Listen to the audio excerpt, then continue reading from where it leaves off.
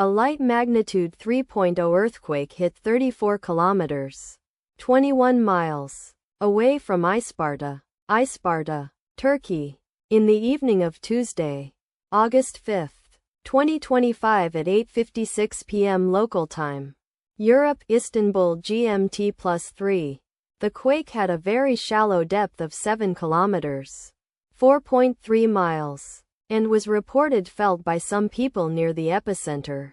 First to report, EMSC after 9 minutes. The earthquake occurred 14 weeks after a magnitude 4.1 earthquake had hit on Thursday, May 1, 2025, at 5:43 p.m. local time. Europe, Istanbul GMT +3.